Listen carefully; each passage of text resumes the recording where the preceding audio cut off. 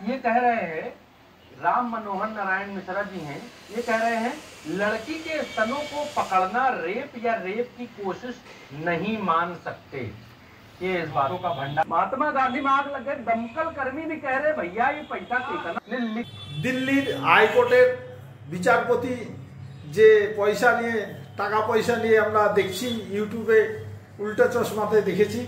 হ্যাঁ, তো তার সম্বন্ধে কিছু বলুন। আমাদের এই যুগের নতুন নতুন ছেলেপেলে যারা তৈরি হচ্ছে, পড়াশোনা করছে, এনাদের কি মতামত, যে কি হওয়া দরকার, কি করা দরকার, এই যে এত দুর্নীতি হলে আমাদের দেশ কোথায় যাবে, কিছু বলেন।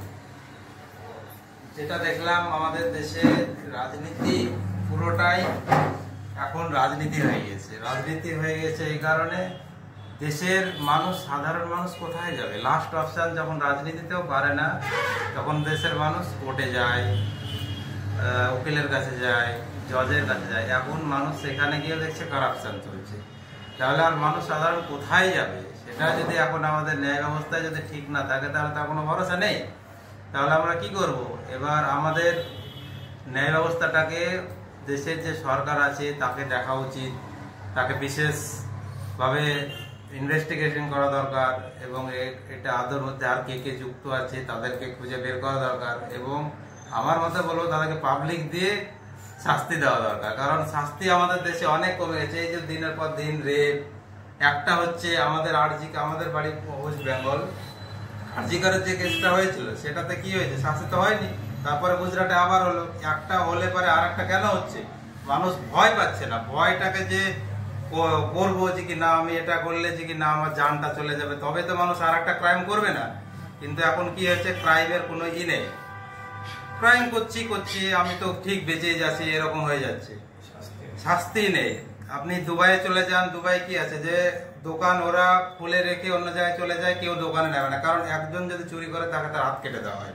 এই যে মানুষের মধ্যে ভয়, এরকম শাস্তি কোথায় আছে? আমাদের দেশে শাস্তি নেই তো। তাহলে দেশের যেটা ন্যায় কারবালা যদি এরকম হয়, তাহলে সাধারণ পাবলিক তো মরে যাবে, তাদের তো কোনো রাস্তা নেই, তারা কোথায় যাবে? তাদের কাছে কোনো একমাত্র রাস্তা ছিল যেটা কোর্ট। মানুষ সব জায়গায় যখন ভয় করে, তখন একটা রাস্তা খোলা থাকে যে তোকে কোর্টে দেখে নেবো ভাই।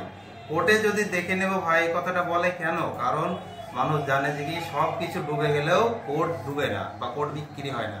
এখন তো সেটাও চলে গেছে মানুষের কাছ থেকে, তো আর কি করবে তাহলে সেটা? তাহলে কি হওয়া দরকার, কি করলে ভালো হবে, তার মতামত তো থাকবে আপনাদের? আমার মতামত এটাই থাকবে, যারা ধরা পড়েছে তাদের পক্ষে, তাদের পিছনে আরো ভালোভাবে ইনভেস্টিগেট করা হোক, তারপরে তাদেরকে ভালোভাবে কড়া সাজায় দেওয়া হোক, তাদেরকে ফাঁসি দেওয়া হোক।